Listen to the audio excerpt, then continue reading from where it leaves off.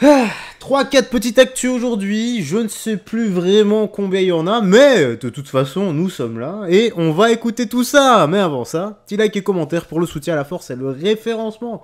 Direction TPMP, on se tait, on écoute, et on réagit toujours avec sagesse et respect si on doit réagir. Allez, on écoute ça, première actu.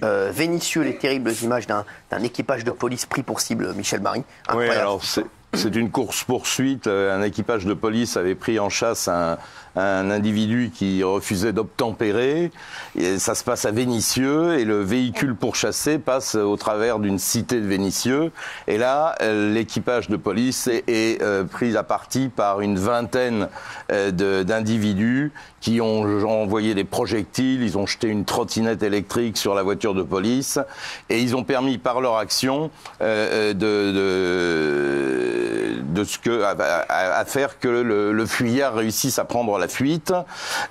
Finalement, il s'est rendu le lendemain au commissariat de police. Alors figurez-vous quand même que cet individu arrive avec sa voiture. Il se gare devant le commissariat, il vient se constituer prisonnier, les policiers le mettent en garde à vue, fouillent sa voiture et tombe sur une arme de poing. Le mec, il va se rendre au commissariat de police avec un pétard, un calibre dans sa voiture. C'est un génie. Je pense qu'il l'a oublié. Et pour ce qui est des agresseurs, il y a une autre enquête en cours. Alors, il y avait un tournage d'un clip de rap. Et il y avait beaucoup de monde de la cité autour. Et c'est a priori parmi ces jeunes qu'il faut chercher les auteurs de ce lynchage policier, un de plus. Eh ouais les gars, c'est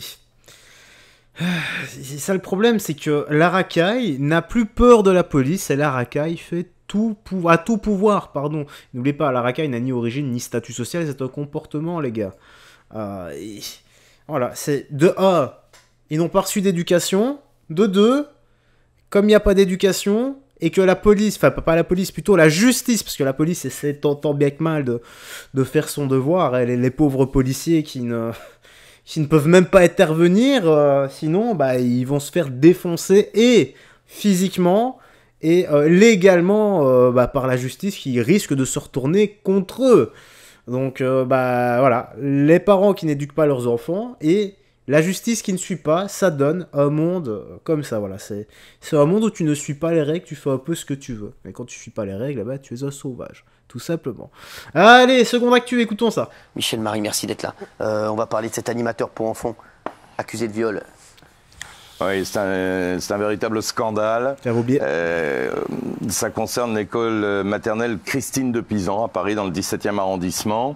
Le 18 septembre dernier, une petite fille de 5 ans explique à ses parents qu'elle, avec ses mots à elle bien sûr, qu'elle a été violée par un animateur périscolaire.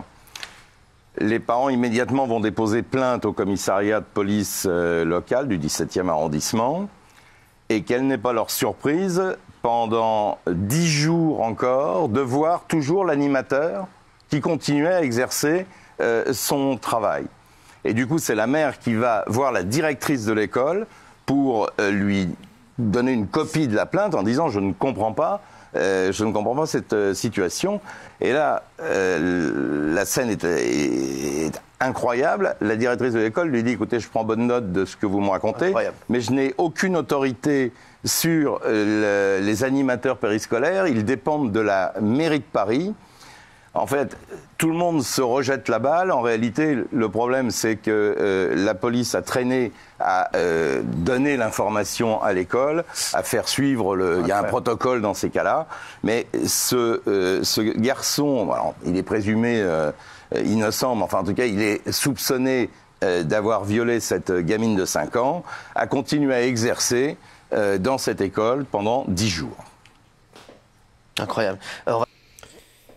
Si c'est vrai, honnêtement, déjà, pauvre enfant, pauvre parent, parce que tu dois te sentir impuissant, tu dois, comment dire, avoir le sentiment de ne pas avoir protégé ton enfant, fais ton devoir de protéger ton enfant, tout simplement. Et ça doit être extrêmement compliqué à vivre. Maintenant, voilà, si c'est vrai, qu'est-ce qu'on doit faire à ce genre de personnes ? Comme je dis régulièrement, dans certains pays, on coupe l'arme du crime, c'est radical. Mais voilà, peut-être pas couper, parce que nous, on est un peu moins dur, voilà, sans vouloir faire de jeu de mots, hein.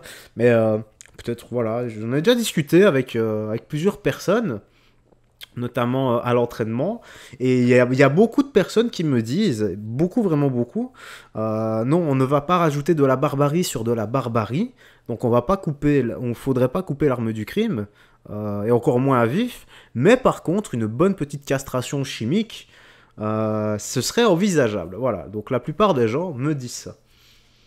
Pour ce genre d'ordure, si jamais, parce que là, c'est une plainte qui est visée, maintenant, il faut avoir enquête, tout ça. Va savoir combien de temps ça va prendre. Et le temps, voilà. Si jamais c'est vrai, de toute façon, il n'y aura rien, il fera du sursis, encore une fois. On est trop habitué à ce genre de dinguerie et il y en a marre. Courage à la petite fille et courage surtout aux parents. J'espère simplement qu'ils vont trouver un expert en la matière, comme un psy ou quoi, qui va les aider. Allez, on écoute la suite. On va passer à une autre histoire incroyable aussi. Un salarié d'une entreprise de l'Ardèche a porté un coup de couteau à l'un de ses collègues lundi. On va expliquer pourquoi. Oui, alors c'est à Annonay, ça s'est passé lundi effectivement. Ça se passe au réfectoire de l'entreprise qui est Iveco Bus. Et dans ce réfectoire, il y a un de ses collègues qui avait l'habitude de se moquer de lui par rapport à sa coupe de cheveux. Et là, il a, comme on dit, pété les plombs. Il a attrapé un couteau et il a mis un coup de couteau à son collègue. Ensuite, il s'est enfui.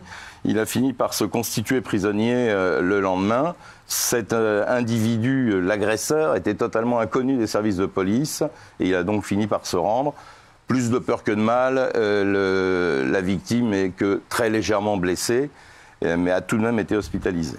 Incroyable, hein, cette histoire. Ouais les gars, quand je vous dis toujours un coup de couteau, ça vous tue pas, sauf... On s'entend bien.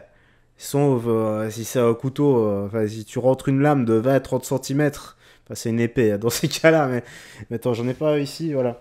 Genre une lame comme ça, si je la rentre en entière, bien sûr que ça peut tuer, notamment si ça rentre dans le foie. Tu meurs dans les 20 minutes si c'était pas sous assistance médicale, hein.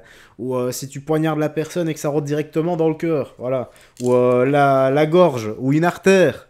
Voilà, en général, mais tu ne meurs pas d'un coup de couteau. Tu meurs de 10, 20, 30, plutôt 15, 20, 30 coups de couteau en général. Et c'est pour ça que souvent, aux AFO, t'entends la personne a été tuée de 25, 30 coups de couteau. Voilà, en général, un coup, voilà, tu ne décèdes pas. Mais, voilà, c'est un gars qui a juste pété les plombs, c'est un trop-plein, voilà. C'est un trop-plein de sa vie, de la société, à mon avis, comme beaucoup. Et arrivé un jour, eh bien, c'est comme une marmite qui bout. C'est au moment où ça éclate, ben ça éclabousse et ça en fout partout. Et ça, voilà, ça en met... en gros, tu t'en prends à des gens qui n'ont rien à voir dans l'histoire.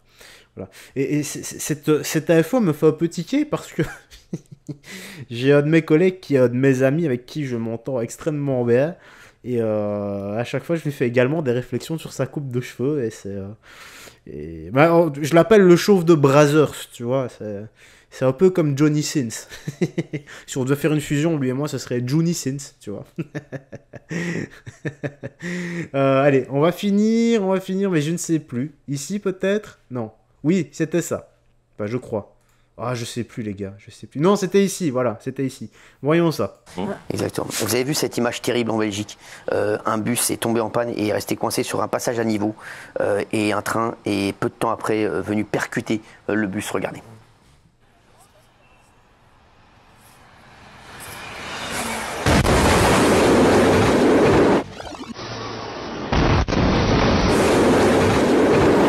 Je l'ai vu. Alors, il y avait 16 enfants à bord. exactement. Et personne n'a été blessé. Et le chauffeur a eu la présence d'esprit dans le laps de temps. Le bus est coincé au passage à niveau. Il fait sortir les 16 enfants et le train arrive après. Oui, il n'y a pas de... Et là-bas, c'est une star. C'est un ancien joueur de foot, un ancien entraîneur qui conduit le bus. Et ils se sont aperçus que le bus avait 1 million de kilomètres au compteur et qu'il aurait dû être à la casse depuis 5 ans. Donc ça fait un scandale national en Belgique. Et heureusement qu'il n'y a pas de victimes. Quelle catastrophe.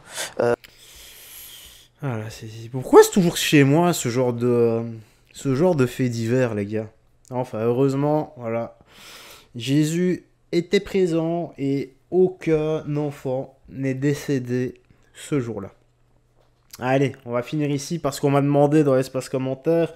Ouais, Jou, c'est quoi les nouvelles de Slimane? Bah écoute, j'en sais rien, je m'en tartine les burnes, moi, de cette histoire. Hein. Donc, on va écouter, je le fais pour toi. Voilà. Je crois qu'il y a 2 personnes qui m'ont demandé, ou une, je sais plus vraiment.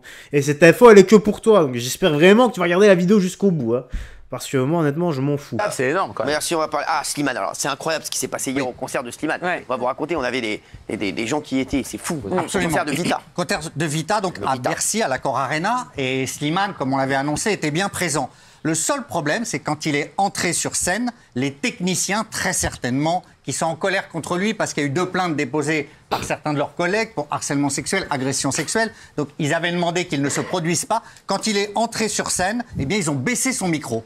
Donc, on ne l'entendait pas. Certains m'ont même dit qu'ils ont aussi baissé le micro de Vita. C'est dingue. Et quand il a chanté, il n'y a eu aucun gros plan sur lui. Il y a eu un plan large, fixe. Donc, les techniciens ont vraiment voulu qu'il soit ghosté, qu'on ne le voit pas. Voilà. Alors, Slimane, il a chanté, il est même allé à l'after, et Vita, quand il est sorti de scène, a dit au public, c'est pour ça que je voulais que tu viennes, pour cet amour du public, parce que si les techniciens étaient mécontents, il y a eu une immense ovation quand il a chanté Ça va, ça vient, et avant toi. Donc le public est de son côté.